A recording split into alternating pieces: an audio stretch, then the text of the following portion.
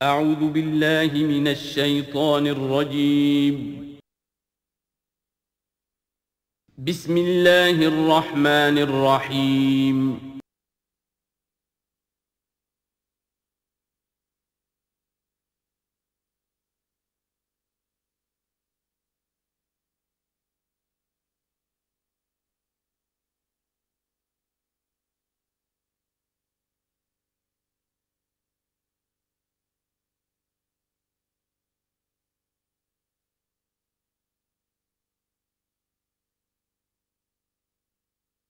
اعوذ باللہ من الشیطان الرجیم بسم اللہ الرحمن الرحیم وَيَسْأَلُونَكَ عَنْ ذِي الْقَرْنَيْنِ قُلْ سَأَتْلُو عَلَيْكُمْ مِنْهُ ذِكْرًا صدق اللہ العظیم۔ ذو القرنین کے بارے میں آپ کو بتا چکا ہوں کہ ان کا نام تاریخ میں جو مشہور ہے وہ کیخسرو یا سائرس، اور انہی سے اصل میں ایران کی عظمت کے دور کا آغاز ہوا تھا۔ چنانچہ تقریباً میں سمجھتا ہوں کہ شاید 25-30 سال پہلے کی بات ہے، جب شہنشاہ ایران اس وقت جب کہ ان کی بادشاہت جو ہے وہ بڑے عروج پر تھی، انہوں نے 2500 سالہ برسی منائی تھی انہی کیخسرو کی، سائرس کی۔ ان کی قبر جو ہے مقبرہ وہ دریافت ہو گیا تھا، اور وہاں پر ان کا ایک مجسمہ بھی دریافت ہوا تھا کھدائی پر۔ اس مجسمے میں وہ 2 لگے ہوئے تھے، سینگ بھی۔ اس موضوع پر سب سے پہلے مولانا ابوالکلام آزاد مرحوم نے، جو اپنی ترجمان القرآن کے نام سے انہوں نے مختصر ترجمہ اور تفسیر لکھی ہے، اس میں بڑے تفصیلی نوٹس لکھے ہیں۔ سب سے پہلے اہل علم کے حلقے میں ان کے بارے میں جو معلومات ہیں وہ ان کے ذریعے سے آئی ہیں۔ اب یہ تقریباً یونیورسلی ایکسیپٹڈ ہے۔ پھر سوال پیدا ہوتا ہے کہ ان سے کیا دلچسپی یہود کو تھی، تو وہ بھی سمجھ لیجئے کہ نبوکدنضر نے 587 قبل مسیح میں حملہ کیا تھا فلسطین پر، اور نبوکدنضر عراق کا بادشاہ تھا۔ اس مڈل ایسٹ کو ذہن میں رکھیے کہ میڈیٹرینین کے بالکل ساتھ ہے ملک شام، اور شام ہی کا ایک علاقہ فلسطین ہے۔ اس وقت جو ہے یہ فلسطین اور اسرائیل اور شرق اردن اور ویسٹ بینک اور لبنان، یہ سب مل کر جو ملک بنتے ہیں، در حقیقت یہ شام عرب ہے، یہ شام ہے۔ پھر اس کے مشرق میں یہ عراق عرب یا عراق ہے، اور اس کے مشرق میں پھر ایران ہے۔ تو عراق کا بادشاہ تھا جس نے حملہ کیا تھا یروشلم پر، تباہ و برباد کیا، اور ان کو قیدی بنا کر لے گیا۔ کیپٹیوٹی کا دور ان کا تقریباً 150 برس کا ہے۔ لیکن اس عرصے میں ایران میں یہ شخصیت ابھری کیخسرو کی یا سائرس کی۔ اس نے پھر فتوحات کا دائرہ شروع کیا، تو سب سے پہلے عراق کو فتح کیا، بیبیلونیا کو، اور یہاں پر جو یہ اسیر تھے یہودی، ان کو اجازت دے دی کہ تم واپس جاؤ، اپنا یروشلم آزاد کرو، اپنے جا کر آباد کر لو دوبارہ۔ تو گویا کہ یہ محسن ہیں ان کے، ذو القرنین جو ہیں ان کے محسن ہیں، جن کی وجہ سے کہ جن کے ذریعے سے اللہ تعالیٰ نے انہیں بیبیلونیا یعنی عراق کی کیپٹیوٹی، جو ان کی اسارت کا دور تھا، اس کو ختم کیا، آزادی ملی، اور پھر یہ واپس آئے۔ حضرت عزیر علیہ السلام کے ساتھ قافلہ آیا ہے، اور وہ تقریباً پھر انہوں نے آ کر یہاں اثر نو اس شہر کو بھی آباد کیا، اور ہیکل جو ہے حضرت سلیمان علیہ السلام کا بنایا ہوا جو عبادت خانہ تھا، اس کو دوبارہ تعمیر کیا۔ اس اعتبار سے ذو القرنین جو ہے وہ ان کی تاریخ میں ایک معروف شخصیت ہے۔ تاریخ سے معلوم ہوتا ہے کہ انہوں نے پھر ایران کی پہلی حکومت کو کنسولیڈیٹ کر کے پارس اور مادہ کو ملا کر ایک سلطنت ایران بنائی۔ پھر ان کی فتوحات کے 3 دائرے ہیں۔ مغرب کی طرف میڈیٹرینین تک پورا علاقہ فتح کر لیا۔ مشرق میں پھر یہ ہمارا جو مکران تک کا علاقہ ہے، یہ سارا کا سارا علاقہ ایران کے ساتھ ہی ملتا ہوا ہے، بلوچستان، مکران، یہ پورا علاقہ انہیں فتح کیا۔ ایک مہم ان کی شمال کی طرف گئی، بحیرہ کیسپین جو ہے، اور ادھر سے جو وہ بلیک سی ہے، بحیرہ اسود، ان دونوں کے درمیان جو پہاڑی سلسلے ہیں، یہ شمال کی طرف جو ہے تیسری مہم گئی۔ جیسے کہ حضرت عمر رضی اللہ تعالیٰ عنہ کے عہد میں بھی 3 لشکر نکلے تھے مسلمانوں کے جزیرہ نما عرب سے۔ ایک لشکر شام سے ہوتا ہوا پھر مصر کی طرف گیا ہے، ایک لشکر عراق سے ہوتا ہوا ایران کی طرف گیا ہے، اور ایک لشکر سیدھا شمال کی طرف گیا ہے، اور کوہ کاف تک جو ہے، جس کو کوکیشیا کہتے ہیں، وہاں تک کی فتوحات حاصل کی مسلمانوں نے۔ تو تقریباً یہی سمجھیے کہ ایک بلو پرنٹ تھا، جو کہ یعنی ہمارے اس دور خلافت راشدہ سے جو سمجھیے کہ لگ بھگ کوئی 2000 سال قبل جو ہے یہ واقعہ پیش آیا ہے، یا بلکہ اس سے کم، کوئی 1500 سال قبل یہ واقعہ پیش آیا ہے۔ اور یہ ذو القرنین جو ہیں یہ یہاں پر ایک بڑی عظیم سلطنت کے بانی بنے، لیکن نیک آدمی تھے۔ اور معلوم یہ ہوتا ہے کہ یہ اصل میں جو کہانیاں ہیں، یہ ان کے داستانیں ہیں کہ ان کو قتل کیا جانا تھا۔ یہ کہیں شہزادے تھے کسی چھوٹی سی مملکت کے، اور وہاں سے ان کو کسی نے بچایا کسی طریقے سے، اور پھر یہ صحرا میں رہے روپوش، اور وہاں کسی نبی کی تعلیم سے ان کو آشنائی ہوئی ہے۔ ہو سکتا ہے کوئی اسرائیلی نبی ہی کی تعلیم ہو، یہ بھی ہو سکتا ہے کہ زرتشت جو ہیں وہ بھی کوئی اللہ کے نبی ہوں اور ان کی تعلیم ان تک پہنچی ہو، لیکن خود ان کا کردار جو قرآن پیش کر رہا ہے وہ بہت ایک نیک مومن صالح ایک بندہ مومن، اس کا کردار ہے۔ یہ کردار جو ہے کسی بھی درجے میں 1% بھی جو ہے وہ کسی اور دوسرے فاتح پر یا کسی اور حکمران کے اوپر جنہیں بھی ہم جانتے ہیں تاریخی اعتبار سے ان پر منطبق نہیں ہوتا، یہ انہی کی شخصیت ہے۔ وَيَسْأَلُونَكَ عَنِ ذِي الْقَرْنَيْنِ، اور اے نبی آپ سے پوچھ رہے ہیں ذوالقرنین کے بارے میں، قُلْ سَأَتْلُو عَلَيْكُم مِّنْهُ ذِكْرًا، ان سے کہیے میں عن قریب تمہیں اس کے بارے میں کچھ حالات بتاتا ہوں۔ اِنَّا مَكَّنَّا لَهُ فِي الْأَرْضِ، ہم نے اسے زمین میں بڑا تمکن عطا کیا تھا، غلبہ عطا کیا تھا، وَآتَيْنَاهُ مِن كُلِّ شَيْءٍ سَبَبًا، اور ہم نے اسے ہر طرح کا ساز و سامان، وسائل و ذرائع، تمام اسباب جو ہیں فراہم کر دیے تھے۔ فَأَتْبَعَ سَبَبًا، تو انہوں نے پھر ایک مہم تیار کی، یعنی ایک فتوحات کا دائرہ مغرب کی طرف، حتیٰ اذا بلغ مغرب الشمس، یہاں تک کہ جب وہ سورج کے غروب ہونے کی جگہ تک پہنچ گئے۔ اب یہ پرانے زمانے میں ظاہر بات ہے کہ پورا اس سے زیادہ نقشہ تو لوگوں کو معلوم بھی نہیں تھا، جب میڈیٹرینین کے ساحل پر پہنچ گئے تو معلوم آگے تو سمندر ہے، اور سمندر میں پھر آدمی کو محسوس ہوتا ہے سورج ڈوبتا ہوا۔ اگر آپ ساحل سمندر پر کھڑے ہو کر دیکھیں تو معلوم ہوتا ہے سمندر میں سورج ڈوب رہا ہے، تو یہ گویا کہ مغرب الشمس بن گیا ان کے لیے، وہ یہ سورج کے ڈوبنے کی جگہ۔ حتیٰ اذا بلغ مغرب الشمس، جب وہ پہنچ گئے سورج کے غروب ہونے کی جگہ، وجدہا تغرب فی عین حمیۃ، تو انہوں نے دیکھا اسے ڈوبتے ہوئے، وہ ڈوب رہا ہے ایک بڑے گدلے سے سمندر کے اندر۔ وہ جو وہاں کا سمندر ہے بڑا گدلا سا ہے، یہ ایجین سی وغیرہ جو کہلاتے ہیں یہ بہت گدلے سے پانی کے ہیں۔ ووجد عندہا قوما، اور وہاں انہوں نے ایک قوم کو پایا مراد یہ کہ اس قوم پر انہیں فتح ہوئی، جنگ ہوئی، انہوں نے ان کو شکست دی، اور وہ قوم گویا کہ اب ان کے رحم و کرم پر ان کی گویا کہ وہ محکوم ہو گئی۔ قلنا یا ذوالقرنین، ہم نے کہا ذوالقرنین سے، اب یا تو یہ کہ یہ شاید نبی ہوں واللہ عالم، تو اللہ تعالیٰ کا اس طریقے سے براہ راست ان کو وحی کرنا، لیکن غیر نبی کو بھی اللہ تعالیٰ الہام کے ذریعے سے، جیسا کہ ہم نے دیکھا کہ وہ تو شہد کی مکھی کو بھی لفظ وحی آیا ہے، تو یہاں آیا ہم نے کہا اے قرنین، اور یہ بھی ہو سکتا ہے یہ صورتحال کی تعبیر ہو کہ گویا کہ وہ حالات زبان حال سے یہ کہہ رہے تھے۔ قلنا یا ذوالقرنین اما ان تعذب و اما ان تتخذ فیہم حسنا، کہ یا اے ذوالقرنین تمہیں اب پورا اختیار ہے، چاہو تو یہ جو مفتوح قوم ہے تمہاری اسے تم سزا دو، عذاب دو، ستاؤ انہیں، یا یہ کہ تم ان کے اندر اچھی روش اختیار کرو، ان کے ساتھ حسن سلوک کرو۔ قال، انہوں نے کہا اما من ظلم، جو کوئی ظالم ہے، بے انصاف ہے، ہو سکتا ہے اس سے مراد کفر اور شرک بھی ہو، فسوف نعذبہ ثم یرد الی ربہ فیعذبہ عذابا نکرا، تو اسے تو ہم عذاب دیں گے، سزا دیں گے، اور پھر وہ لوٹایا جائے گا اپنے رب کی طرف، پھر اس کا رب اس کو عذاب دے گا جو اصل عذاب ہے، برا عذاب، سخت عذاب۔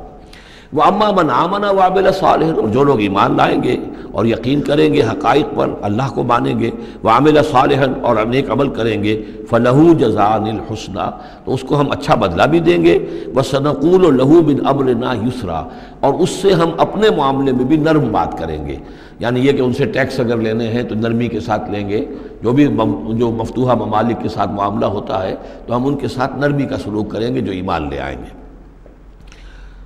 ثم اتبع سبابا، مغرب کی طرف سے فارغ ہو کر پھر اب یہ مشرق کی طرف گئے، پھر انہوں نے ایک اور مہم کا بندوبست کیا، حتیٰ اذا بلغ مطلع الشمس، یہاں تک کہ جب وہ سورج کے طلوع ہونے کی جگہ تک پہنچ گئے۔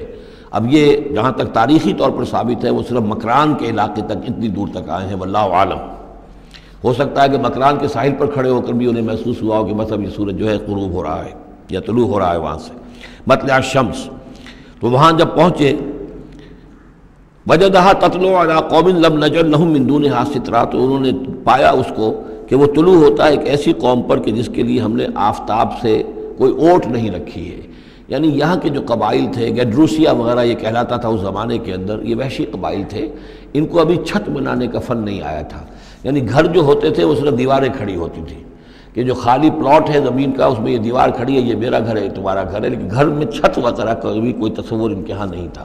ظاہر بات ہے کہ چھت ڈالنا جو ہے یہ تو ایک تمدن کے ارتقاء کے دور کی علامت ہے۔ تو وہ بغیر کسی سورج کے سائے کے وہ اپنی زندگی گزارتے تھے۔ کذالک، ایسا ہی ہوا وہاں بھی، یعنی جو پہلے ہوا تھا کہ یہاں بھی معاملہ وہی ہوا کہ اللہ تعالیٰ نے اختیار مطلق انہیں دیا، فتح دی، لیکن انہوں نے یہاں بھی یہی کہا کہ جو نیک لوگ ہوں گے ان کے ساتھ ہم نرمی کریں گے اور جو شریر ہوں گے ان کو سخت سزا دیں گے۔ وقد احطنا بما لدیہ خبرا، اور ہمیں پوری طرح معلوم ہے کہ جو وہاں اس کی خبر ہوئی اور جو بھی حالات وہاں گزرے، جو ماجرا وہاں ہوا۔ ثم اتبع سببا، اب یہ تیسری آ رہی ہے، ثم اتبع سببا، پھر اس نے ایک اور مہم تیار کی، یہ شمالی مہم ہے۔ حتیٰ اذا بلغ بین السدین، یہاں تک کہ جب وہ دونوں پہاڑوں کے درمیان پہنچ گئے، دو سد، دو دیواروں کے درمیان پہنچ گئے، تو یہ سمجھ لیجئے بحیرہ کیسپیئن داہنی طرف ہے مشرق میں، اور بلیک سی، بحیرہ اسود، بحر اسود، اس کے درمیان یہ سلسلہ کوہ ہے، اور یہ پیرلل چلتے ہیں دو، اور ان کے درمیان سے پھر وہ درے ہیں کہ جن میں سے ہو کر شمالی علاقے سے جو وحشی قبائل تھے وہ آ کر یہاں حملہ کرتے تھے، تاخت و تاراج کرتے تھے، لوٹ مار کر کے چلے جاتے تھے، جن کو یاجوج ماجوج کہا گیا ہے۔ حتیٰ اذا بلغ بین السدین، جبکہ یہ پہنچے ان دونوں دیواروں کے درمیان، وجد من دونہما قوما، تو انہوں نے پایا ان دونوں کے ورے ایسے لوگوں کو، لا یکادون یفقہون قولا، یہ لوگ بھی ایسے تھے غیر متمدن، کیونکہ بات سمجھتے نہیں تھے، یعنی زبان ایسی ہوگی کہ جو ان کی سمجھ میں نہیں آ رہی تھی، لیکن یہ کہ کسی نہ کسی ذریعے سے انہوں نے اپنا ایک مطلب، اپنی ایک عرضداشت پیش کی۔ قالوا یا ذا القرنین، انہوں نے کہا کہ اے ذو القرنین، ان یاجوج و ماجوج مفسدون فی الارض، یاجوج اور ماجوج جو قومیں ہیں یہ زمین میں بہت فساد مچانے والی ہیں۔ فہل نجعل لک خرجا، تو کیا ہم آپ کے لیے ایک سالانہ خراج مقرر کر دیں، الی ان تجعل بیننا و بینہم سدا، اس کے عوض کہ آپ ہمارے اور ان کے درمیان ایک سد تعمیر کر دیں، ایک دیوار حائل کر دیں کہ وہ ہم پر حملہ آور نہ ہو سکے، یعنی درے کو بند کر دیا جائے۔ یوں سمجھیے جس اصول پر کہ آج کل ڈیم بنتے ہیں، ڈیم پہاڑی سلسلہ یوں آ رہا ہے، پہاڑی سلسلہ یوں آ رہا ہے، دریا درمیان میں سے گزر رہا ہے، آپ نے اس گزرگاہ پر ایک دیوار کھڑی کر دی تو یہ گویا کہ ایک آرٹیفیشل لیک کریٹ ہو گئی، پانی یہاں جمع ہو رہا ہے۔ تو اگر پہاڑی سلسلے دو چل رہے ہوں، ان کے درمیان جو راستہ ہے اس کو اگر بند کر دیا جائے، ایک دیوار کھڑی کر دی جائے، اور اس دیوار کے مضبوط دیوار ہو، تو ظاہر بات ہے کہ پھر ادھر سے کوئی آ کر حملہ آور نہیں ہو سکتا، ان کے لیے ایک حفاظت کا سامان ہو جاتا ہے۔ یہاں یہ سمجھ لیجئے کہ یاجوج ماجوج سے کیا مراد ہے۔ حضرت یافس علیہ السلام، جو تین بیٹے تھے حضرت نوح علیہ السلام کے، سام، حام، یافس، سامی نسل کے بارے میں تو ہم نے بہت کچھ سمجھ لیا کہ حضرت ابراہیم بھی سامی نسل سے تھے، پھر قوم عاد بھی سام ہی کی نسل کی ایک شاخ تھی، قوم سمود بھی اسی کی شاخ تھی، یہ تمام جو ہے یہ تو سیمیٹک ریسز ہیں۔ حضرت یافس کی اولاد نے یہ سینٹرل ایشین ماؤنٹینز کا جو سلسلہ ہے اس کو کراس کیا اور شمال میں چلے گئے، اور شمال میں جا کر دائیں بائیں پھیل گئے، پھر یہ میدان ہے ٹنڈرے کا میدان اور فلانے میدان اور بڑے بڑے کھلے میدان ہیں، تو گویا کہ ایشیا کو درمیان میں جو سلسلہ کوہ تقسیم کر دیتا ہے، ایک شمالی حصہ ہے، ایک اس کے جنوبی حصہ ہے، یہ شمالی میں چلے گئے اور جا کر پھر پھیلنے میں وہ مشرق کی طرف آئے تو چین اور ہند چینی تک یہ ساری قومیں جو ہیں یہ یلو ریسز، یہ انہی کی نسل سے ہیں، اور مغرب میں چلے تو روس، اور روس سے ہو کر روس کے ساتھ ملتا ہوا علاقہ اسکینڈینیوین کنٹریز کے ساتھ، پھر وہاں سے وہ اتر کے، اور یورپ کے بھی جو یہ مغربی ممالک ہیں، اینگلو سیکسنز جو ہیں، یہ بھی در حقیقت اسی سے اسکینڈینیوین کنٹریز سے اترے ہوئے لوگ ہیں۔ تو یوں سمجھ لیجئے کہ ویسٹرن یورپ اور ایسٹرن یورپ کا بھی خاص طور پر شمالی علاقہ، اور پورا یہ روس کا علاقہ،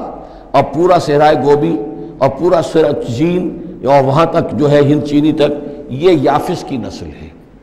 یافس کے جن بیٹوں کے نام تورات میں آئے ہیں، کئی نام ہیں، وہ کوئی ایک دو نہیں، ان میں گوگ اینڈ میگوگ بھی ہے، توبال بھی ہے، موسک بھی ہے، موسک ایک شخص کا نام ہے، اور موسکو ہو سکتا ہے کہ اسی نے آباد کیا ہو اور وہیں سے وہ نام بنا ہو۔ توبال اور بالٹک سی جو ہے اس ایریا کے اندر جو ہے، بالٹک سٹیٹس، توبال ان کے ایک بیٹے کا نام تھا، یہ تورات کے اندر نام دیے گئے ہیں۔ گوگ اینڈ میگوگ، یاجوج ماجوج، یہ بھی انہی کے بیٹوں کے۔ یہ تمام اقوام جو ہے یہ وحشی ہیں، اور یہ تاخت و تاراج کرنا، لوٹ مار کرنا، یہ ان کا طریقہ ہے، اور ان کا ہے ذکر جو یہاں پر ہو رہا ہے۔ یہ جو سیلاب آیا تھا، کولونیل سیلاب جو ہم پر آیا تھا، جس میں کہ یہ اینگلو سیکسنز تھے، یہ سب کے سب جو ہیں یہ اسی نارڈک ریسز سے ہیں، یہ بھی یاجوج اور ماجوج کی نسل ہیں۔ ایک سیلاب ان کا آ چکا ہے جو آیا تھا یورپ کے سے نکل کر، یہ کولونیل سیلاب آیا اور پوری دنیا کے اوپر چھا گیا تھا، ایشیا اور افریقہ کو انہوں نے فتح کیا، کولونائز کیا۔ اب اگرچہ ان کی وہ بساط ایک دفعہ تو لپیٹ دی گئی ہے، وہ واپس چلے گئے ہیں، انڈائریکٹلی ہم پر حکومت کر رہے ہیں، ابھی ان کے جو ملٹی نیشنلز ہیں ان کے ذریعے سے یا بینکوں کے ذریعے سے، IMF کے ذریعے سے، ورلڈ بینک کے ذریعے سے، انڈائریکٹ حکومت ہے جو نیو ورلڈ آرڈر ہے۔ لیکن یہ ہے کہ ابھی ایک اور جو سیلاب ان کا آنے والا ہے وہ آتا ہے احوال قیامت کے معاملات میں۔ آرمگڈون کے بعد جب حضرت مسیح علیہ السلام کا نزول ہو چکے گا اور یہودیوں کا خاتمہ ہو چکے گا، اور پھر یہ کہ تمام جو عیسائی ہیں وہ مسلمان ہو جائیں گے، عیسائیت ختم ہو جائے گی حضرت مسیح علیہ السلام کے آنے کے بعد، اور مسلمان اور عیسائی مل کر ایک ملت بن جائیں گے، سب مسلمان ہوں گے۔ اس کے بعد آخری سیلاب پھر آنا ہے جو اس کے خلاف وہ احادیث میں آتا ہے، پھر وہ یاجوج اور ماجوج کا ہوگا۔ اور میرے نزدیک یہ یاجوج اور ماجوج جو ہیں وہ ایسٹرن علاقے سے آئیں گے، چائنا وغیرہ سے، ہند چینی سے۔ آرمگڈون جو ابھی ہونی ہے فوری طور پر بڑی جنگ، اس میں یہ لوگ جو ہے بیٹھے رہیں گے، یہ جنگ میں حصہ نہیں لیں گے۔ یہ مڈل ایسٹ میں جنگ ہوگی، یورپین پاور ساری ہوں گی، کرسچین پوری طاقتیں ہوں گی، اور ادھر جو ہے مسلمان ہوں گے، اور حضرت مہدی جو ظاہر ہوں گے، جو اللہ تعالیٰ ایک عنایت کرے گا مسلمانوں کو لیڈر عرب کے اندر، وہ پیدا ہوں گے، مجدد ہوں گے، اور ان کے ذریعے سے عرب کے اندر ایک اسلامی حکومت بھی قائم ہوگی۔ لیکن ان کے لیے مدد کے لیے خراسان کے علاقے سے فوجیں آئیں گی، مشرق سے آئیں گی، اور یہ علاقہ جو ہے وہ ہے جو ہمارے قریب ہے اور ہم بھی اسی علاقے میں ہیں۔ اللہ تعالیٰ ہمیں توفیق دے کہ یہاں وہ ہم پہلے اس نظام میں خلافت قائم کریں، تاکہ یہاں سے پھر فوجیں جائیں اور حضرت مسیح کے ساتھ ہو کر اور حضرت مہدی کے ساتھ ہو کر عیسائیوں اور یہودیوں کے ساتھ جنگ کریں، اور بالآخر پھر یہ کہ پوری دنیا میں اسلام کا بول بالا ہوگا۔ لیکن جب یہ ہو چکے گا اس کے بعد ایک سیلاب پھر آئے گا یاجوج اور ماجوج کا۔ تو یہ چونکہ پوری ایک سلسلہ ہے، ایک نسلیں ہیں اس کے اندر بہت سی، تو ان میں چونکہ تفسیری اعتبار سے بہت سی باتیں جو ہیں مختلف آراء بھی سامنے آئیں گی، تو میں نے جو رائے میری ہے وہ آپ کے سامنے بیان کر دی ہے۔ اس وقت بھی وہ یاجوج ماجوج تھے جو ان شمالی دروں سے آ کر حملے کرتے تھے۔ قالوا یا ذا القرنین ان یاجوج و ماجوج مفسدون فی الارض۔ وہ جو میں نے عرض کیا ہے کہ قیامت کے قریب بھی معاملہ ہوگا، یہ سورہ انبیاء کی آیات 97-98 ہے۔ حتی اذا فتحت یاجوج و ماجوج وهم من کل حدب ینسلون واقترب الوعد الحق فاذا هی شاخصۃ ابصار الذین کفروا۔ اب زیادہ دور نہیں، ہم سورہ انبیاء بھی قریب ہی آ رہی ہے، انشاءاللہ وہاں اس کو ہم پڑھیں گے۔ تو دو جگہ قرآن مجید میں یاجوج اور ماجوج کا ذکر ہے، ایک یہ جو قریب قیامت میں ان کا جو ظہور ہونے والا ہے، ایک اس وقت کا معاملہ یہ چھوٹا سا تھا کہ جو ذوالقرنین کے سامنے آیا ہے۔ تو کیا ہم آپ کے لیے ایک سالانہ خراج طے کر دیں تاکہ آپ ہمارے لیے یہاں ایک سد تعمیر کر دیں، ایک بند باندھ دیں یہاں پر؟ قال ما مکنی فیہ ربی خیر۔ اب دیکھیے ان کا کردار، ان کا مجھے جو کچھ میرے رب نے دے رکھا ہے، دولت دے رکھی ہے، مال دے رکھا ہے، وہ بہت بہتر ہے اس سے کہ جو تم مجھے پیش کر رہے ہیں، مجھے خراج کی ضرورت نہیں ہے۔ ہاں تمہاری ایک ضرورت ہے، میں وہ پوری کر دیتا ہوں۔ فاعینونی بقوت، مجھے مین پاور فراہم کرو، باقی ساری سامان جو ہے میں فراہم کر لوں گا، لیکن بہرحال اس کو بنانے کے لیے، دیوار بنانے کے لیے اور دونوں پہاڑوں کے درمیان اتنی بڑی جو سد تعمیر کرنے کے لیے جو مین پاور چاہیے، اعینونی بقوت، تو محنت کے ذریعے سے، مین پاور کے ذریعے سے میری مدد کرو۔ اجعل بینکم و بینہم ردما، میں ان کے اور تمہارے درمیان ایک موٹی دیوار بنا دوں گا۔ آتونی زبر الحدید، لاؤ میرے پاس تختے لوہے کے۔ حتی اذا ساوا بین الصدفین، یہاں تک کہ جب دونوں جو اونچانے تھیں اس کے درمیان کا پورا علاقہ پر ہو گیا، بھر گیا، وہ لوہے کے تختے جو ہیں اس کے اندر بھرے جا رہے ہیں۔ حتی اذا ساوا، برابر کر دیا دونوں پھانکوں تک پہاڑ کی، قال انفخوا، اب ان کا کہ آگ جلاؤ اس کے نیچے، وہ دہکا دی بھٹی جس سے کہ اب وہ لوہا گرم ہوا اور لوہے کی تختے جو ہیں وہ گرم ہو گئے۔ حتی اذا جعلہ نارا، جبکہ وہ سارے کے سارے لوہے کے جو تپ گئے خود اور سرخ ہو گئے۔ قال آتونی افرغ علیہ قطرہ، تو کہا لاؤ میرے پاس پگھلا ہوا تانبا کہ میں اس کے اوپر انڈھیل دوں۔ تو اس طریقے سے گرین فورس کنکریٹ سے بھی 10 گنا سمجھیے مضبوط شے انہوں نے بنا دی کہ اس میں لوہا اور پھر لوہا سیسا یا تانبا پلایا ہوا، تو اس طریقے سے ایک بڑی مضبوط دیوار قائم کر دی۔ اس دیوار کے جو آثار اب بھی موجود ہیں، دیوار تو موجود نہیں ہے، یہ داریال اور دربند کے درمیان یہ کشادہ راستہ ہے اب بھی، یہ ویسٹ کوسٹ جو ہے کیسپین کا، اس کے ساتھ اس کی لمبائی 50 میل اور اس کی اونچائی 29 فٹ اور 10 فٹ چوڑی یہ دیوار تھی جو اس وقت بنی ہے، یعنی جس طریقے سے کہ بنتے ہیں بڑے بڑے بند، ان سے بھی بڑی یہ تھی سد تعبیر کی گئی۔ السد العالی کہلاتا ہے اسوان ڈیم جو ہے، جو مصریوں نے بنایا تھا، بہت بڑا ڈیم، السد العالی، اونچی دیوار۔ تو ہمارے ہاں یہ تربیلا اور منگلا یہ سب کیا ہیں، یہ اسی طرح کے ڈیم ہیں کہ پہاڑی سلسلے آ رہے ہیں، دریا جا رہا تھا، وہاں آپ نے دیوار کھڑی کر دی، پانی رک گیا اور وہ جھیل بن گئی۔ فمستطاعوا ان یظہروہ، تو انہوں نے کہا کہ اب یہ لوگ نہ تو یہ اس کے اوپر سے آ سکیں گے، اس کو نہ چڑھ سکیں گے، ومستطاعوا لہ نقبا، نہ اس میں کوئی سوراخ لگا سکیں گے، نقب لگا سکیں گے۔ قال ھذا رحمۃ من ربی، یہ سب اتنا بڑا کارنامہ کر کے بھی انہوں نے کہا یہ سب رحمت ہے میرے رب کی طرف سے، میرا کوئی کمال نہیں،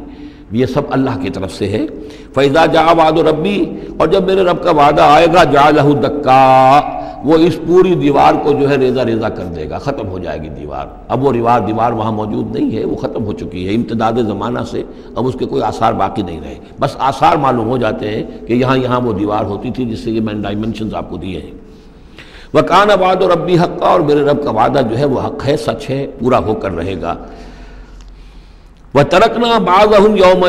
يَوْمَئِذٍ يَمُوجُ فِي بَعْضٍ، اب جب یہ وقت آئے گا اللہ تعالیٰ کا قیامت کا وقت، تو ہم چھوڑ دیں گے اس روز ان کو، یہ ایک دوسرے میں گتھم گتھا ہو جائیں گے۔ یہ جو کچھ ہونے والا قرب قیامت سے پہلے جس قسم کے لشکر آنے ہیں اور جیسی جنگیں ہونی ہیں، اور یہ جو یاجوج ماجوج جب آئیں گے تو آتا ہے احادیث کے اندر کہ پورے دریا اور پورے سمندر پی جائیں گے، ہر چیز کھا جائیں گے، اور یہ معلوم ہوتا ہے کہ یہ چینیوں کے ہاں تو خاص طور پر سانپ بچھو جو شے ہو، کتا بلی، ہر شے چٹ کر جاتے، کوئی شے نہیں چھوڑتے۔ اور میں سمجھتا ہوں کہ شاید آدم خور بھی ہو یہ کہ کسی وقت میں جب ان کو ضرورت پڑے تو آدمی کو بھی کھا جائیں، جو کتے کو، بلی کو، سانپ کو، بچھو کو، ہر چیز کو کھا جاتے۔ تو ان لوگوں کا معاملہ جو ہے واقعتاً یہ جب ابھی تو ذرا رکے ہوئے ہیں، کنٹینڈ ہے ایک طرح سے، لیکن ایک وقت میں ان کا بند کھلے گا، اور چونکہ پھر یہ جو ہے تمام چاروں طرف ان کے پہاڑ ہیں، ہر پہاڑ کی اونچائی پر سے من کل حدب ینسلون، نیچے اترتے ہوئے نظر آئیں گے۔ اور یہ نقشہ بعین ہی اسی طرح اخبارات میں آیا تھا جب 62 میں وار ہوئی ہے نیفا میں، جو ہندوستان کا مشرقی جو علاقہ تھا جہاں کہ چین اور بھارت کی جنگ ہوئی ہے، تو اس کے الفاظ جو اخبارات میں آئے تھے، waves after waves of Chinese soldiers were coming down the slopes, لہروں کی طرح، موجوں کی طرح چلے آئے۔ ان کے تو اتنے آدمی ہیں، ان کا تو کہنا یہ ہے کہ تم سب کے سب ہلاک ہو جاؤ گے، ہمیں تم ہلاک نہیں کر سکتے، ہم تو چیونٹیوں کی طرح جو ہے بلوں کے اندر گھس جائیں گے، ایٹمک وارفیئر کے بعد تمہارا تہس نہس ہو جائے گا، ہمارا کچھ نہیں بگڑے گا، ہم پھر نکلیں گے اور پوری دنیا کو فتح کریں گے، وہ یہ کہتے ہیں۔ اور معلوم ہوتا ہے کہ واقعتاً آخری جو بھی اس دنیا کا اللہ تعالیٰ نے جو بھی ایک نظام سوچا ہوا ہے، اس میں جو قیامت سے پہلے کا سب سے بڑا واقعہ پھر یاجوج و ماجوج کا ظہور ہوگا وہ، لیکن یہ اس کا یہ مطلب نہیں ہے کہ جو پہلے ہوا ہے وہ نہیں ہے، اس سے پہلے بھی یاجوج ماجوج اگر آج سے 2500 سال پہلے کا معاملہ بھی ہے تو آج سے چند سو سال پہلے کا بھی ہو سکتا تھا۔ یہ کسی یعنی ایک پورے یوں سمجھیے نسل کا نام ہے۔ وَتَرَكْنَا بَعْضَهُمْ يَوْمَئِذٍ يَمُوجُ فِي بَعْضٍ وَنُفِخَ فِي الصُّورِ، اور پھر سور میں پھونکا جائے گا، فَجَمَعْنَاهُمْ جَمْعًا، اور پھر ہم ان سب کو جمع کر لیں گے۔ وَعَرَضْنَا جَهَنَّمَ يَوْمَئِذٍ لِلْكَافِرِينَ عَرْضًا، اور اس روز ہم جہنم کو سامنے لے آئیں گے کافرین کے سامنے۔ یہ ہے تمہارا انجام، یہ ہے تمہارے لیے جو ہم نے تیار کیا ہے۔ الَّذِينَ كَانَتْ أَعْيُنُهُمْ فِي غِطَاءٍ عَنْ ذِكْرِي، وہ لوگ کہ جن کی نگاہیں ہمارے ذکر سے کوری ہو چکی تھیں، پردہ پڑا ہوا تھا ان پر، ہم یاد نہیں تھے، بس دنیا سامنے تھی، مسبب الاسباب کو بھول گئے تھے، اسباب پر سارا بھروسہ تھا، مادی اسباب و وسائل، مادی نعمتیں، مادی مال و اسباب، مادی چیزیں جو ہیں، یہیں کی چمک دمک، یہیں کی رونقیں، یہیں کی شان اور شوکت، اسی کے پیچھے پڑے ہوئے تھے۔ وَكَانُوا لَا يَسْتَطِيعُونَ سَمْعًا، اور وہ سماعت سے بھی بہرہ مند نہیں رہے تھے، اب سن بھی نہیں سکتے تھے، حیوانوں کا سا سننا سنتے تھے۔ اب یہ آخری رکوع آ گیا ہے سورہ مبارکہ کا، اس میں یہ مضمون ایک اور تیکھے انداز میں آ رہا ہے کہ دنیا کی زندگی میں جب انسان گم ہو جاتا ہے تو در حقیقت یہی سب سے بڑی گمراہی ہے، اور یہی سب سے بڑا کفر ہے، اور یہی سب سے بڑا دجل ہے کہ دنیا نے آپ کو آخرت سے غافل کر دیا، دنیا نے آپ کو اللہ سے غافل کر دیا۔ یہ دنیا اور اس کی چمک دمک سے آپ اتنے متاثر ہوئے، گرویدہ ہوئے، اور اس عروس ہزار داماد کے ایسے عاشق ہوئے کہ آپ اللہ کو بھول گئے۔ یہ دجل ہے اصل، دجالیت یہ ہے اصل۔ باقی ایک شخص دجال وہ ایک الگ جگہ ہے اپنی جگہ پر جس کا فتنہ آنا ہے، اور اس کے ضمن میں بھی میں نے عرض کیا تھا کہ میری کچھ تحقیق ہے، لیکن میں ابھی اس کو روک رہا ہوں، مزید اس کی توثیق اگر مجھے ہو گئی تو پھر میں وہ باتیں بیان کروں گا، اس لیے کہ اس مسئلے میں علماء کے مابین کافی شدید اختلاف ہے۔ افحسب الذین کفروا ان یتخذوا عبادی من دونی اولیاء، کیا کافروں نے یہ سمجھا ہے کہ وہ میرے بندوں ہی کو میرے مقابلے میں اپنے حمایتی بنا لیں گے؟ عیسیٰ میرا بندہ ہے، کیا وہ میرے مقابلے میں آ کر تمہاری حمایت کرے گا؟ عبد القادر جیلانی میرے بندے ہیں، کیا وہ میرے مقابلے میں آ کر تمہاری مدد کریں گے؟ کیا تم نے سمجھا میرے بندوں کو وہ میرے مقابلے میں من دونی اپنا حمایتی بنا لیں گے؟ انا اعتدنا جہنم للکافرین نزلا، ہم نے ایسے کافروں کے لیے جہنم کو بنا رکھا ہے ابتدائی مہمان نوازی کے لیے، ان کی مہمان نوازی ہوگی جہنم میں۔ قل هل ننبئکم بالاخسرین اعمالا، یہ ہے اس صورت کا عمود۔ جو میں نے کہا تھا کہ پہلے رکوع کے اندر انا جعلنا ما علی الارض زینۃ لہا لنبلوہم ایہم احسن عملا، یہ سمجھیے کہ ایک کھونٹا تو وہاں گڑا ہوا ہے، دوسرا کھونٹا یہ ہے قل هل ننبئکم بالاخسرین اعمالا، کہیے ان سے کیا ہم تمہیں بتائیں اپنے عمل، اپنی محنت، اپنی جد و جہد، بھاگ دوڑ، اپنی سعی جو ہے اس کے اعتبار سے سب سے زیادہ گھاٹے میں کون ہے؟ محنت تو ہر ایک کر رہا ہے، جیسے کہ حضور نے فرمایا کلو نفس یغدو فبائع نفسہ،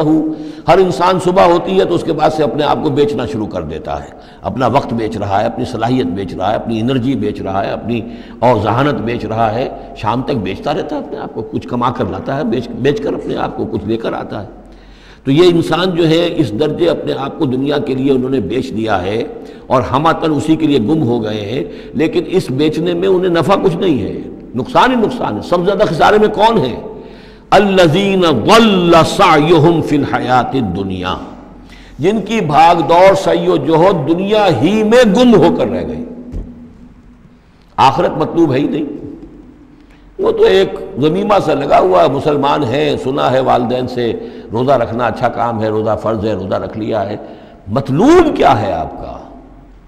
اصل بات تو یہ ہے جو ضربہ سلام میں نے کل نوٹ کرایا تھا سورہ بنی اسرائیل میں، من کان یرید العاجلۃ عجلنا له فیہا ما نشاء لمن نرید ثم جعلنا له جہنم یصلاها مذموما مدحورا ومن اراد الآخرۃ وسعى لها سعیها وهو مؤمن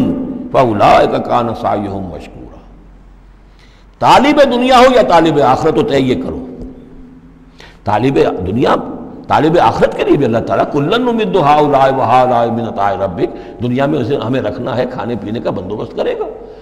یرزقہ من حیث لا یحتسب، یہاں سے دے گا جہاں سے تمہیں گمان تک نہیں ہوگا، لیکن تم پہلے طے کرو تم طالب دنیا ہو یا طالب آخرت ہو۔ اور سب سے زیادہ گھاٹے میں وہ ہے من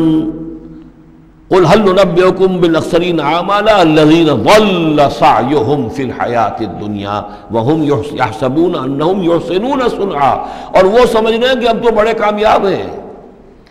میری ایک فیکٹری تھی اب میرے 3 مل لگ چکے ہیں، میں نے فلاں یہ تھا میں نے اب اتنی جائیداد بنا لی ہے، میرے اتنے ایسٹس تھے اور سال بسال گنتی کر کے ہم تو کامیاب ہو رہے ہیں۔ وہ سمجھتے ہیں کہ ہم کامیاب ہیں، ہماری محنتیں برابر ہو رہی ہیں، ہماری یہ دن رات کی کوشش جو ہے وہ نتیجہ خیز ہو رہی ہے۔ اولئک الذین کفروا بآیات ربہم، یہ وہ لوگ ہیں جنہوں نے اپنے رب کی آیات کا انکار کیا، چاہے کہتے ہو کہ ہم اللہ کو مانتے ہیں، قرآن کو مانتے ہیں، لیکن حقیقتاً اگر طالب دنیا ہے تو گویا کہ وہ اللہ کی آیات کا انکار کر رہا ہے۔ اللہ تو کہتا ہے اصل زندگی وہ ہے، وَإِنَّ دَارَ الْآخِرَةَ لَهِيَ الْحَيَوَانُ، تم اصل زندگی اس کو سمجھے بیٹھے ہو، تو تم نے کہا اللہ کی بات کی تصدیق کی، تم نے تو اللہ کی بات کو جھٹلایا ہے۔ اولئک الذین کفروا بآیات ربہم ولقائہ فحبطت اعمالہم، یہ جو جھوٹی پھوٹی کوئی نیکیاں کرتے ہو اپنے دل کی تسلی کے لیے، جھوٹے تسلی دینے کے لیے، کوئی مسلی کھلا دیے، کوئی غریبوں کا کام ہو گیا، کوئی کسی کے لیے، یہ نیکیاں ہمارے ہاں قطعاً ان کی کوئی حیثیت نہیں، ان کے سارے اعمال اس قسم کی نیکیاں حبط ہو جائیں گی۔ فلا نقیم لہم یوم القیامت وزنا، تو اس دن ہم ان کے لیے قیامت کے دن جو ہے کوئی ان کا وزن قرار نہیں دیں گے، یا ان کے اعمال کو تولیں گے ہی نہیں۔ اعمال تو ان کے تلیں گے جن میں ایمان ہو، جن میں ایمان ہی نہیں ان کا اعمال کیا تلنا ہے۔ فلا نقیم لہم یوم القیامت وزنا۔ اب یہ ہیں 2 مقامات جو میں نے کہا ہے کہ ایک کھوٹا وہاں ایک کھوٹا یہاں، اسی لیے ابتدائی آیتیں اور آخری آیتیں سورہ کہف کی خاص طور پہ دجالی فتنے سے محفوظ رہنے کے لیے ان کو یاد رکھا جائے، ان کو پڑھا جائے، اور یہ کہ اللہ توفیق دے تو ہر جمعے کو سورہ کہف کی تلاوت کی جائے۔ درمیان میں پھر میں نے بتایا تھا زینت کا لفظ آیا، ترید و زینت الحیات الدنیا، کچھ اور آگے چل کر المال والبنون زینت الحیات الدنیا، تو یہ زینت دنیا اور زیبائش اور آرائش، اور یہ تمہیں اپنے اندر گم کر لیتی ہے، تمہیں نہ خدا کی ہوش ہے نہ آخرت کی ہوش ہے۔ ذالک جزاؤہم جہنم، یہ وہ لوگ ہیں کہ جن کا بدلہ جہنم ہے، بما کفروا، بسبب اس کے کہ انہوں نے کفر کیا، واتخذوا آیاتی ورسلی ہزوا، اور انہوں نے میری آیات اور میرے رسولوں کو ٹھٹھا سمجھ لیا۔ رسول آ کر یہ کہہ رہے ہیں کہ اصل زندگی وہ ہے، یہ سمجھتے نہیں یہ ہے، مان لیا ہوگی آخرت، چلو دیکھا جائے گا، کچھ نہ کچھ تو ہے نا، کچھ نیکیاں بھی ہم نے کر رکھی ہیں اور کچھ بہرحال ہمارے بچانے والے بھی ہیں، ہم سب بھی جو ہیں آخر حضور نے شفاعت ہماری کر ہی دینی ہے۔ جیسے یہودی کہتے تھے کہ ہم تو یہودی ہیں تو ہم تو اللہ کے بیٹوں کے مانند ہیں، چہیتے ہیں، لاڈلے ہیں۔ اب وہ آخری حصہ ان الذین آمنوا، جب ان کفار کی کیفیت یہ ہے، اور کفار سے مراد یہاں پر وہ منکر نہیں ہے، وہ کفار ہیں جو حقیقت کے اعتبار سے طالب دنیا بن گیا، چاہے اس نے لیبل اسلام کا لگا رکھا ہو، مسلمانوں کا وہ بہت بڑا لیڈر ہو، قائد ہو، کچھ بھی ہو، جو طالب دنیا ہے فی الواقع وہ ہے در حقیقت کے جو اصل کافر ہے۔ جس کو کہ ایک بزرگ کا قول جو ہے بہت عرصے بعد آج مجھے یاد آیا ہے کہ جو دم غافل سو دم کافر۔ اسی طرح جو شخص طالب دنیا ہے حقیقت میں وہ کافر ہے۔ قانوناً وہ مسلمان ہوگا، مسلمان ہو، مسلمانوں کا لیڈر ہو، وہ پیر ہو، وہ کوئی بڑا عالم ہو، کچھ بھی ہو، لیکن طالب دنیا، اصل طالب دنیا کا ہے یا آخرت کا، یہ طے کرنے والی بات ہے۔ ان الذین آمنوا وعملوا الصالحات کانت لہم جنات الفردوس نزلا، اس کے برعکس وہ لوگ جو ایمان لائے اور جنہوں نے نیک عمل کیے، ایمان کے سارے تقاضوں کو بھرپور طور پہ ادا کیا، یہ وہ لوگ ہوں گے جن کے لیے ٹھنڈی چھاؤں والے باغات ہوں گے، ان کے وہاں پر مہمان نوازی نزل ہوگی، نزل ابتدائی، بڑی اونچی جو ہے اس کائنات کے اندر گیلیکسیز ہیں، کہاں کہاں پہ جنتیں ملیں گی، اہل جنت کو اس کا آپ تصور بھی نہیں کر سکتے۔ اس میں تو یہاں تک آتا ہے کہ ایک اوپر کے درجے والے کو نیچے درجے والا جنتی ایسے دیکھے گا جیسے تم زمین پر بیٹھ کے ستاروں کو دیکھتے ہو۔ یہ پوری کائنات آخر کس لیے بنائی ہوئی اللہ نے؟ کتنے اور سیارے ہیں اور کتنی اور جگہیں ہوں گی، کہاں کہاں اللہ تعالیٰ جو ہے جنتیں دے گا، لیکن پہلی نزول جو ہے یہی ہونا ہے، اسی زمین پر، قصہ زمین برسر زمین۔ خالدین فیہا، اس میں وہ ہمیشہ ہمیشہ رہیں گے، لا یبغون عنہا حولا، اور ان کے لیے اور پھر وہ نہیں چاہیں گے کہ اس سے ان کو کہیں اور بھیج دیا جائے۔ یعنی یہ کہ جنت ایسی جگہ نہیں ہے جہاں جی اکتا جائے۔ آپ دنیا میں تو اچھی سے اچھی جگہ کا تصور کریں، مستقل رہنا پڑے گا طبیعت اکتا جائے گی۔ کشمیر میں جو رہتے ہیں ان سے پوچھئے کہ کیا وہاں خوبصورتی انہیں تو نظر نہیں آتی۔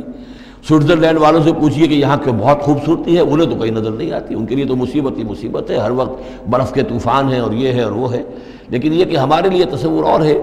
بدترین جگہ بھی دنیا کے اندر جو ہے وہ ایسی ہے کہ جہاں تھوڑی دیر کے لیے آدمی جائے گا تو وہاں اسے کچھ چینج کی وجہ سے کچھ ریکریشن ہو جائے گی، لیکن زیادہ دیر ٹھہرنا پڑے گا تو مصیبت ہو جائے گی۔ اور بہترین جگہ بھی وہ ہے کہ جہاں مستقل رہنا پڑا تو پھر یہ کہ وہ اس کے لیے بور ہو جائے گا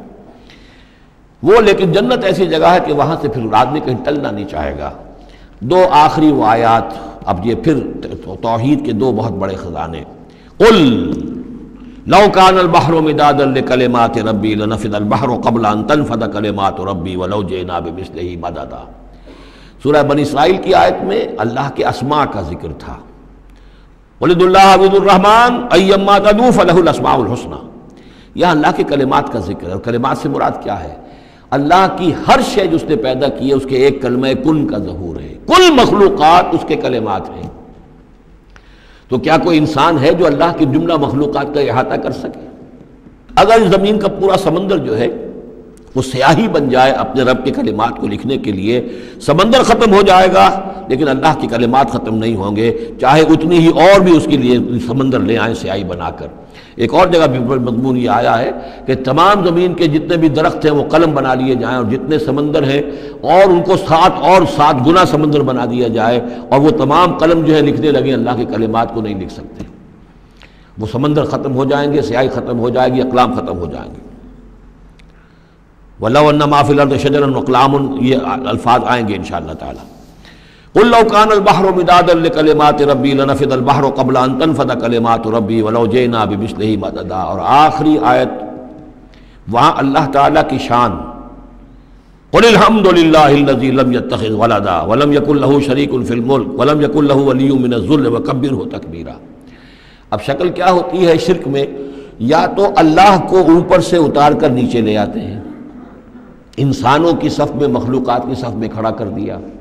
یا انسانوں میں سے کسی کو اٹھا کر اور خدا کے برابر کر دیا۔ وہاں اس کی نفی ہے، اللہ کا بلند مقام،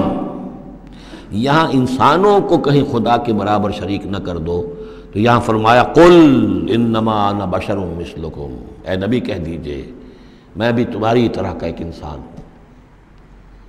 یوحی الی انما الہکم الہ واحد، مجھ پر وحی کی جا رہی ہے کہ تمہارا الہ ایک الہ ہے، اکیلا ہے، فمن کان یرجو لقاء ربہ، تو دیکھو جو کوئی بھی اپنے رب سے ملاقات کا امیدوار ہو، فلیعمل عملا صالحا، اسے عمل کرنے چاہیے نیک، ولا یشرک بعبادت ربہ احدا، اور اپنے رب کی عبادت میں کسی کو شریک نہیں کرنا چاہیے، عبادت خالص اللہ کی ہو، توحید عملی، لا تعبدوا الا ایاہ، قضى ربک الا تعبدوا الا ایاہ وبالوالدین احسانا، یہ کہ جیسے حضرت مسیح کو خدا بنا دیا یا فرشتوں کو خدا کی بیٹیاں بنا دیا، یا جیسے ہمارے ہاں بھی میں نے آپ کو وہ شعر سنایا تھا، وہی جو مستوی عرش تھا خدا ہو کر اتر پڑا وہ مدینے میں مصطفیٰ ہو کر، اب محمد الرسول اللہ صلی اللہ علیہ وسلم کو خدا بنا دیا، یا یہ کہ حضرت علی کو خدا بنا دیا۔ ہر چند علی کی ذات نہیں ہے خدا کی ذات، لیکن نہیں ہے ذات خدا سے جدا علی۔ اور غالب صاحب کہتے ہیں کہ مشغول حق ہوں بندگی ابو تراب میں جب حضرت ابو تراب حضرت علی کی بندگی کرتا ہوں تو میں گویا کہ در حقیقت اللہ کی بندگی کر رہا ہوں۔ اور یہاں آغا خانیوں میں جو ہے 10 اوتار ہیں حضرت علی، 9 اوتار ہندوؤں کے پہلے تھے، 10ویں اوتار حضرت علی ہیں، تو یہی کچھ ہوتا ہے۔ قل انما انا بشر مثلکم یوحی الی انما الہکم الہ واحد فمن کان یرجو لقاء ربہ فلیعمل عملا صالحا ولا یشرک بعبادت ربہ احدا۔ اب آئیے سورہ مریم، بسم اللہ الرحمن الرحیم، کاف ہا یا عین صاد، 5 حروف ہیں یہ ایک ہی صورت ہے قرآن مجید میں جس میں 5 حروف آئے ہیں مقطعات جڑواں۔ ایک صورت اور ہے سورہ شورا، اس میں 5 ہیں لیکن 2 علیحدہ لکھے جائیں گے، حامیم، اور ایک آیت بن جائے گی، عین سین قاف، یہ دوسری آیت ہے۔ یہاں یہ ایک ہی آیت اور جڑواں لکھے ہوئے حروف مقطعات 5 ہیں۔ ذکر رحمت ربک عبدہ زکریا، اب یہ وہی ساری چیزیں تقریباً آ رہی ہیں کہ جو ہم سورہ آل عمران میں پڑھ چکے ہیں، اور یہ اس زمانے میں نازل ہوئی جبکہ ابھی ہجرت حبشہ ہونے والی تھی اور مسلمان جا رہے تھے، اور وہاں پر وہ پوزیشن پیش آنے والی تھی کہ یہاں سے جب سفارت گئی ہے مکے کے قریش کے سرداروں کی، اور گئے تھے عمرو بن العاص گئے تھے جو بعد میں ایمان لے آئے، صحابی ہیں، وہ واپس لینے کے لیے کہ یہ ہمارے بگوڑے آ گئے انہیں واپس کیجئے، تو نجاشی کے دربار میں پھر جب مسلمانوں نے اپنی فریاد کی، اپنے حالات بتائے، تو آخری داؤ یہ کھیلا عمرو بن العاص نے کہ آپ ذرا پوچھئے یہ مسیح کے بارے میں کیا کہتے ہیں، یہ تو کہتے ہیں وہ تو ایک عام انسان تھا آپ کا جس کو آپ خدا مانتے ہیں۔ تو پھر نجاشی نے پوچھا کہ آپ لوگ کیا کہتے ہیں مسیح کے بارے میں، حضرت مسیح کے، تو پھر یہ آیات پڑھ کر جو ہے حضرت جعفر طیار رضی اللہ تعالیٰ عنہ،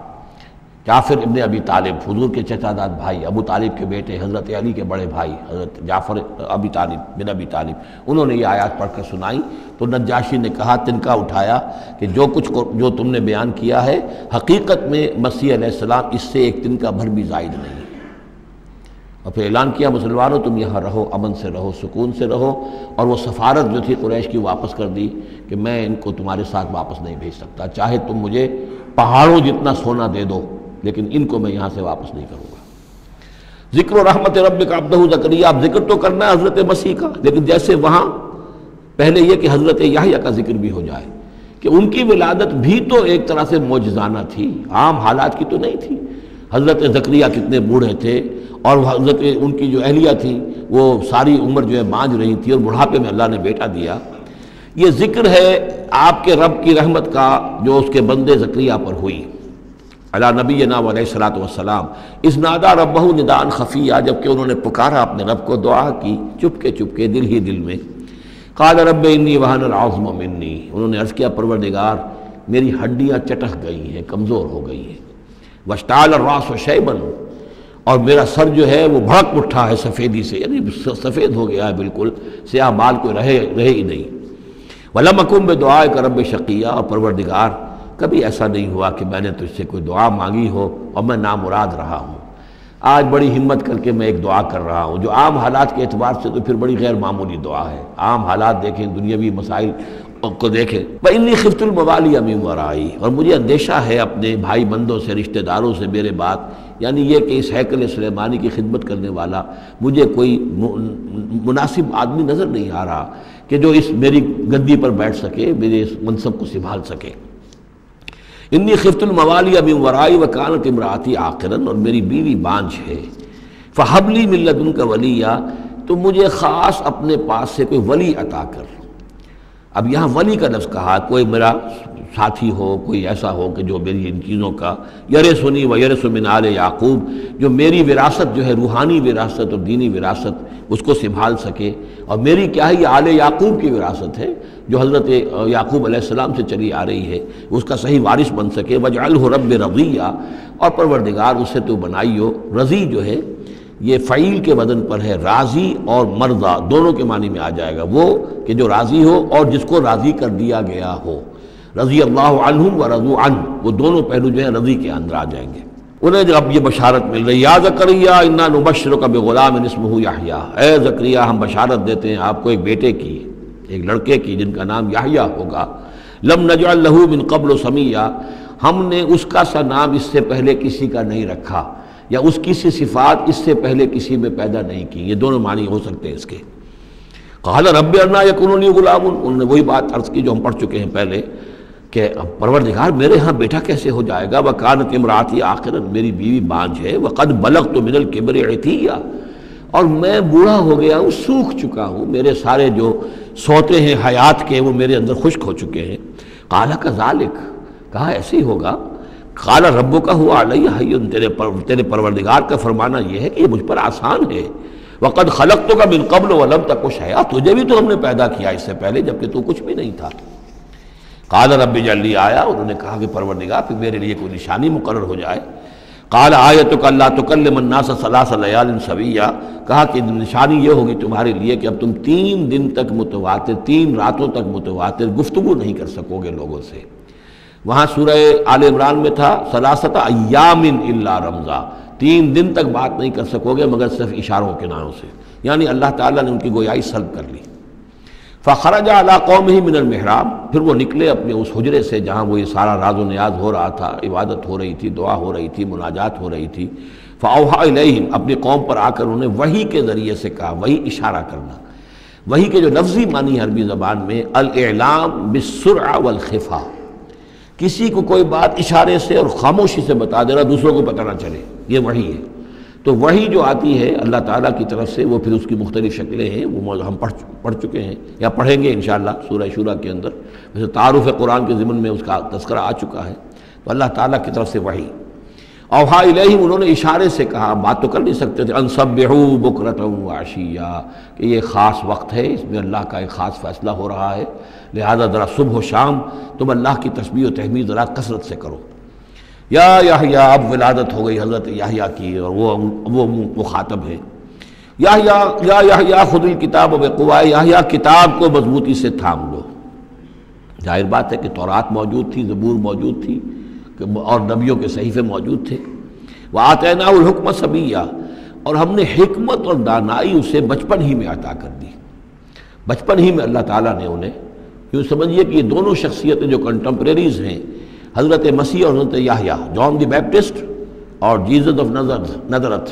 یہ دونوں جو ہے غیر معمولی شخصیتیں ہیں، عام لوگوں کی طرح کے نہیں ہیں۔ انبیاء اور رسل کے اندر بھی ان کی قسم کے اوصاف جو ہیں آپ کو اور نہیں ملیں گے۔ تو فرمایا کہ ان کو بچپن ہی میں ہم نے حکمت عطا کر دی۔ وحنانا من لدنا، اور سوز و گداز، ہم سے محبت، اور محبت بھی سوز و گداز والی، ان کی طبیعت کے اندر رقت، سوز و گداز۔ حنانا من لدنا وزکا، اور ہم نے ستھرائی، پاکیزگی، پاکی ان کی گھٹی کے اندر گھول گھول کر ڈال دی۔ وکانا تقیہ، اور بہت ہی متقی تھے۔ وبرم بوالدیہ، اور اپنے والدوں کے ساتھ بہت حسن سلوک کرنے والے، ادب کرنے والے۔ ولم یکن جبارا عصیا، نہ وہ خود سر تھے اور نہ سخت تھے، بلکہ یہ کہ شاید یہ اس قسم کی کوئی باتیں غالباً کہیں انجیل وغیرہ میں آ گئی ہوں گی جس کی نفی کے لیے یہ الفاظ یہاں آ رہے ہیں۔ لیکن حضرت مسیح کے بارے میں تو انجیل میں کچھ الفاظ ہیں کہ حضرت مریم کو انہوں نے استحقار کے ساتھ خطاب کیا، وہ عورت، اس طرح کے الفاظ۔ تو قرآن نے کہا کہ نہیں، وہ ایسا نہیں تھا، وہ اپنی والدہ کے ساتھ اس طرح کی جو ہے گستاخی کے ساتھ پیش آنے والا نہیں تھا۔ شاید ایسی کوئی بات تو میرے ذہن میں نہیں ہے۔ وسلام علیہ یوم ولد، اور سلام اس پر جس دن کہ اس کی ولادت ہوئی، ویوم یموت، اور جس دن کہ وہ مرے، ویوم یبعث حیا، اور جس دن کہ وہ اٹھایا جائے دوبارہ زندہ کر کے۔ اب یہ تو قصہ ہو گیا حضرت زکریا اور حضرت یحییٰ کا۔ وَاذْكُرْ فِي الْكِتَابِ مریم، اب ذکر کیجئے اس کتاب میں، قرآن میں، مریم کا، سلام علیہا اذ انتبذت من اہلہا مکانا شرقیہ، جبکہ انہوں نے اپنے آپ کو اپنے لوگوں سے ایک شرقی گوشے کے اندر مقید کر لیا۔ کوئی اعتکاف کی شکل جیسے ہوتی ہے، کوئی پردہ لگا دیا ہوگا کہ ہیکل کے مشرقی گوشے کے اندر کہیں انہوں نے عبادت کے لیے یا کوئی خاص اسی طرح کے معاملے کے لیے لوگوں سے علیحدہ ہو کر، فاتخذت من دونہم حجابا، ان سے انہوں نے پردہ تان لیا اور لوگوں سے علیحدہ ہو کر، باقی لوگ جو تھے ان سے علیحدہ ہو کر وہ گویا خلوت کا ایک سامان ہو گیا۔ فارسلنا الیہا روحنا، تو ہم نے اس کی طرف اپنے ایک فرشتے کو بھیج دیا۔ روح فرشتہ، پھر دیکھیے نوٹ کر لیجیے، فرشتہ بھی روح، وحی بھی روح، اور قرآن بھی روح، اور روح انسانی بھی روح۔ فارسلنا الیہا روحنا فتمثل لہا بشرا سویا، تو اس نے صورت اختیار کر لی ان کے سامنے ایک مکمل انسان کی۔ قالت انی اعوذ بالرحمن منک ان کنت تقیا، اب حضرت مریم سلام علیہا ایک دم دہشت زدہ ہو گئی، میں اللہ کی پناہ طلب پکڑتی ہوں تم سے، اگر تو واقعی کوئی تقی ہے، وہ نیک آدمی ہے، یعنی اس میری خلوت میں، میری علیحدگی کے اندر اس طرح اچانک تمہارا آ جانا کوئی برا ارادہ تو نہیں ہے، کوئی نیت تمہاری خراب تو نہیں ہے۔ انی اعوذ بالرحمن منک، میں پناہ پکڑتی ہوں رحمان کی تم سے، ان کنت تقیہ، اور اس میں اپیل بھی ہے اگر تم متقی ہو اور اللہ کے ڈرنے والے ہو تو کسی غلط قسم کا ارادہ نہ کرنا۔ قال انما انا رسول ربک، انہوں نے کہا نہیں، میں انسان نہیں ہوں، میں تو آپ کے رب کی طرف سے بھیجا ہوا فرشتہ ہوں۔ لأہب لک غلاما زکیہ، اللہ تعالیٰ نے مجھے بھیجا ہے کہ آپ کے لیے ایک بہت ہی پاک اولاد جو ہے وہ میں آپ کو عطا کروں آپ کے لیے۔ قالت انا یکون لی غلام، حضرت مریم نے کہا میرے لیے بیٹا کیسے ہو جائے گا؟ ولم یمسسنی بشر، مجھے کسی مرد نے آج تک چھوا تک نہیں ہے، ولم اکو بغیہ، اور نہ میں کوئی آبرو باختہ عورت ہوں، میں کوئی اس طرح کی آوارہ عورت نہیں ہوں، نہ کسی مرد سے میرا کوئی معاملہ ہوا ہے۔ قال کذالک قال ربک هو علی حی، ایسے ہی ہوگا، بغیر کسی مرد کے اس کے تعلق کے اور بغیر کسی اور اس طرح کے معاملے کے اولاد آپ کے ہاں ہوگی، بیٹا ہوگا۔ قال ربک هو علی حی، آپ کا رب فرماتا ہے کہ مجھ پر بڑا آسان ہے، میرے لیے کوئی بھاری بات نہیں ہے۔ وَلِنَجْعَلَهُ آیَةً لِلنَّاسِ، اور اس کو تو ہم بنانا چاہتے ہیں لوگوں کے لیے ایک نشانی۔ حضرت عیسیٰ کی ولادت معجزانہ، رفع سماوی معجزانہ، پھر بڑے بڑے معجزے جو ہیں، تو اس اعتبار سے واقعہ یہ ہے کہ ان کی شخصیت بہت ہی ایک یعنی غیر معمولی اور بہت ممیز شخصیت ہے۔ وَرَحْمَةً مِنَّا، اور انہیں ہم ذریعہ بنانا چاہتے ہیں اپنی رحمت کا۔ وَكَانَ أَمْرًا مَقْضِيًّا، اور یہ تو وہ کام ہے، یہ فیصلہ وہ ہے، كَانَ أَمْرًا مَقْضِيًّا، یہ طے شدہ ہے، اللہ کی طرف سے اس کا فیصلہ ہو چکا ہے۔ فَحَمَلَتْهُ، تو انہیں اس کا حمل ٹھہر گیا۔ فَانْبَذَتْ بِهِ فَانْتَبَذَتْ بِهِ مَكَانًا قَصِيًّا، تو اب وہ اسے لے کر دور جگہ چلی گئی۔ یہ ہے بیت اللحم، جو 8 میل کے فاصلے پر تھا اس ہیکل سلیمانی سے۔ وہاں علیحدگی میں، چونکہ اب ظاہر بات ہے کہ حمل بڑھے گا،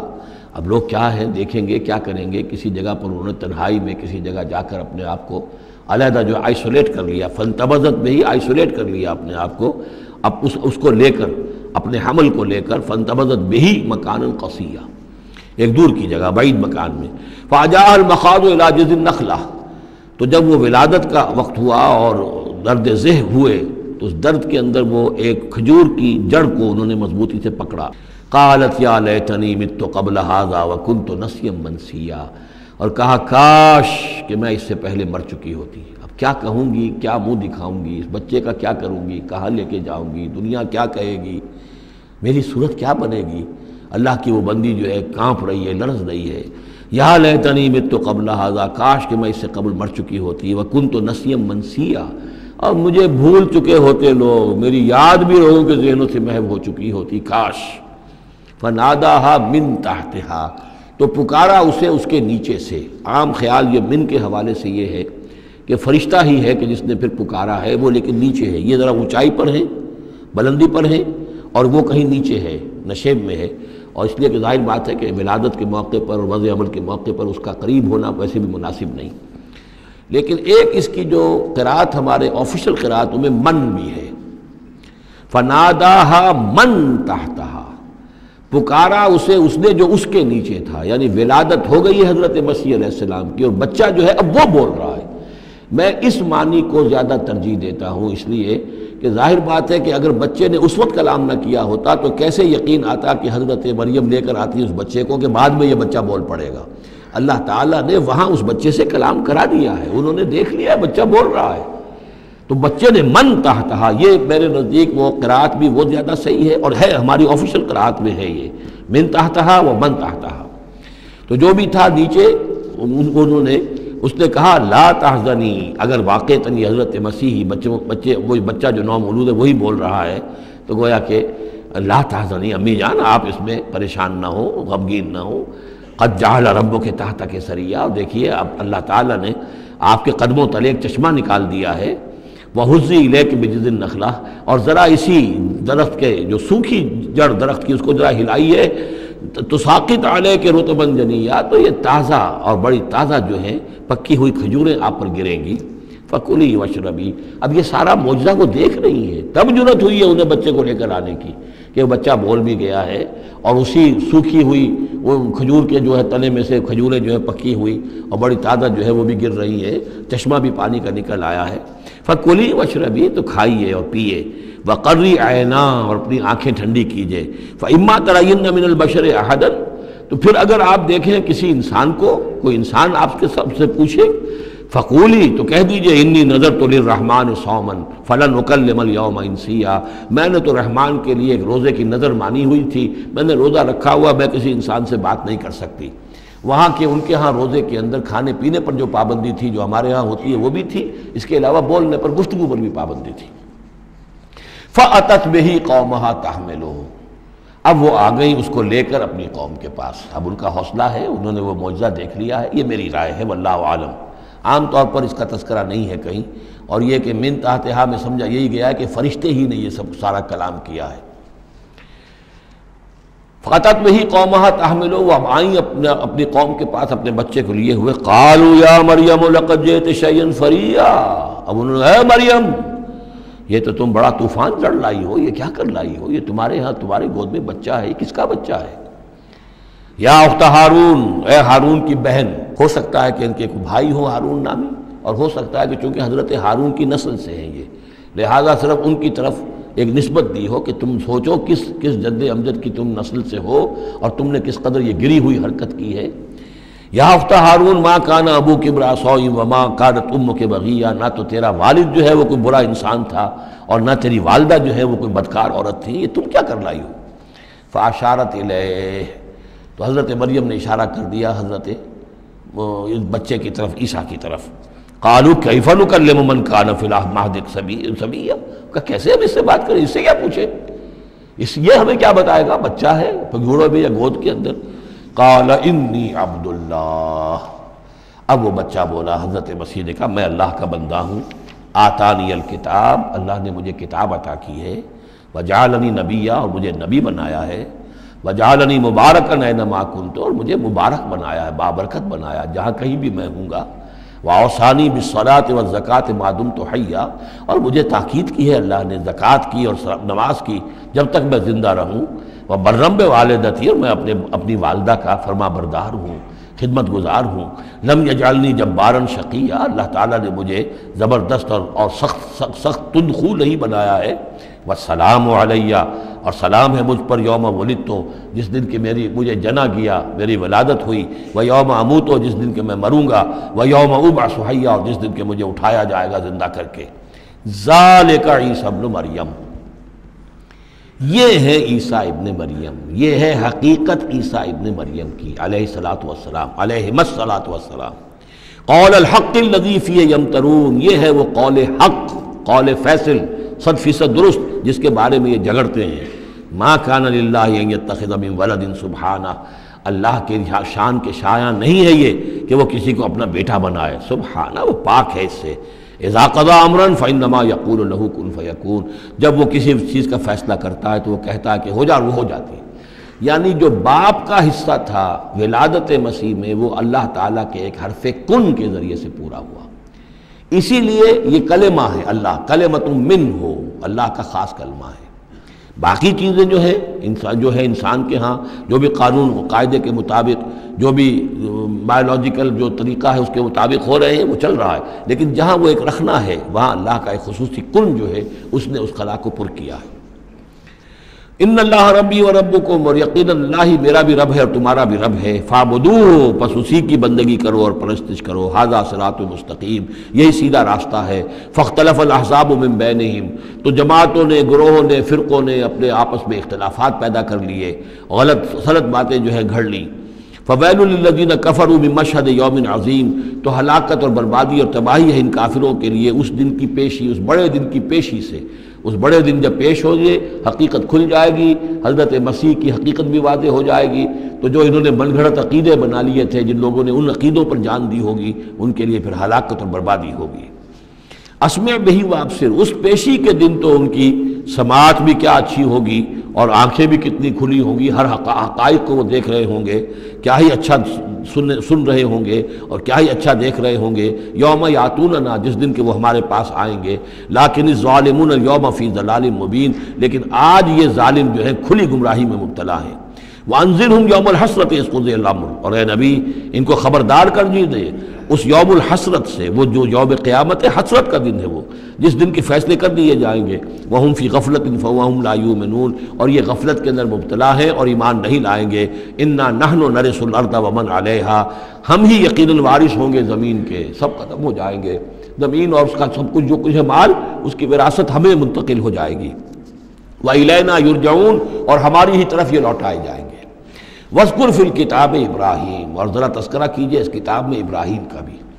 انہو کان صدیقا نبیّا، یقیناً وہ صدیق نبی تھے۔ اذ قال لأبیہ، یاد کرو جب کہ انہوں نے کہا اپنے والد سے، یا ابت، ابا جان، لما تعبد ما لا يسمع ولا يبصر، کیوں آپ پوچھتے ہیں، بندگی کرتے ہیں ایسی چیزوں کی جو نہ سن سکتے ہیں نہ دیکھ سکتے ہیں، ولا یغنی عنک شیئا، نہ آپ سے کسی چیز کو دور کر سکتے ہیں کہ آپ کے کچھ کام آ سکتے ہیں۔ یا ابت، ابا جان، یہ بہترین مقام ہے قرآن مجید کا کہ کوئی داعی، کوئی مبلغ، کوئی حق کی طرف بلانے والا اپنے بڑے کو، کسی بزرگ کو اگر بلا رہا ہو تو کس انداز میں بلائے گا؟ ظاہر بات ہے کہ اس کا ادب ملحوظ رکھتے ہوئے، یا ابت، یا ابت، ابا جان، ابا جان، اس انداز میں، لٹھ مارنے کے انداز میں نہیں۔ یا ابت انی قد جاءنی من العلم ما لم یاتک، ابا جان میرے پاس وہ علم آیا ہے جو آپ کے پاس نہیں آیا تھا، میرے پاس وہی آئی ہے، اللہ نے مجھے حقائق سے واقف کیا ہے۔ فإما یأتینکم منی ھدی، میرے پاس وہ ہدایت آئی ہے، فاتبعنی، پس میری پیروی کیجئے، میرے پیچھے چلیے، میرا کہنا مانیے، اہدک صراطا سویا، میں آپ کو دکھاؤں گا سیدھا راستہ، رہنمائی کروں گا آپ کی سیدھی راستے کی طرف۔ یا ابت، ابا جان، لا تعبد الشیطان، دیکھیے شیطان کی بندگی نہ کیجئے، ان الشیطان کان للرحمن عصیا، یقیناً یہ شیطان جو ہے وہ رحمان کا باغی تھا، نافرمان تھا، اس نے سرکشی کی تھی۔ یا ابت انی اخاف ان یمسک عذاب من الرحمن، ابا جان مجھے بڑا اندیشہ ہے کہ آپ کو رحمان کی طرف سے کوئی عذاب آپ پر نہ آ جائے، آپ پکڑے آپ کو رحمان کی طرف سے کوئی عذاب۔ فتکون للشیطان ولیا، تو پھر آپ شیطان ہی کے ساتھی بن کر رہ جائیں۔ قال راغب انت عن آلہتی یا ابراہیم، کہاں یہ لجاجت ہے، کہاں یہ استدعاء کا انداز ہے، کہاں یہ فرعونی انداز میں کہا ہے باپ نے، اے ابراہیم کیا تم میرے آلہہ سے، میرے معبودوں سے کنارہ کشی کر رہے ہو؟ اراغب انت عن آلہتی یا ابراہیم لئن لم تنتہی، اگر تم باز نہ آئے، لارجمنک، میں تمہیں رجم کر دوں گا، ہلاک کر دوں گا، سنسار کر دوں گا، واہجرنی ملیا، اور فوراً تو ذرا میری نگاہوں سے دور ہو جاؤ، میں تمہاری اس بات کو برداشت نہیں کر سکتا، فوراً میری نگاہوں سے دور ہو جاؤ، کچھ دیر کے لیے تو میری نگاہوں سے چلے جاؤ۔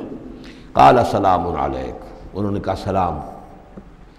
ساستغفر لک ربی، میں اپنے رب سے آپ کے لیے استغفار کرتا رہوں گا، انہ کان بی حفیہ، وہ مجھ پر بڑا مہربان ہے، واعتزلکم وما تدعون من دون اللہ، اور میں کنارہ کشی کرتا ہوں آپ سے بھی اور ان تمام معبودوں کو جن کو آپ پوج رہے ہیں اللہ کے سوا۔ وادعو ربی، میں تو اپنے رب کو پکاروں گا، اسی سے دعا کروں گا، عسیٰ اللہ اکون بدعاء ربی شقیہ، اور مجھے یقین ہے کہ میں اپنے رب کو پکار کر اس سے دعا کر کے نامراد نہیں رہوں گا۔ فلما اعتزلہم، جب ابراہیم نے ان سے کنارہ کشی کر لی، وما یعبدون من دون اللہ، اور ان سب سے بھی کنارہ کشی کر لی جن کو پوج رہے تھے اللہ کے سوا۔ وہبنا لہ اسحاق و یعقوب، تو ہم نے اسے اسحاق جیسا بیٹا، یعقوب جیسا پوتا عطا کیا۔ وکلا جعلنا نبیا، اور ان دونوں کو بھی ہم نے نبوت سے سرفراز فرمایا۔ ووہبنا لہم من رحمتنا، اور ان کو ہم نے خاص اپنی رحمت سے فضل سے عطا فرمایا۔ وجعلنا لہم لسان صدق علیا، اور ان کے لیے ہم نے اعلیٰ تذکرہ اور اعلیٰ شہرت جو ہے دنیا کے اندر باقی رکھی۔ رفعنا لک ذکرک کی طرح حضرت ابراہیم علیہ السلام اور ان کی آل کا بھی دنیا کے اندر بول بالا رہا۔ بارک اللہ لی ولکم فی القرآن العظیم ونفعنی وإیاکم بالآیات والذکر الحکیم۔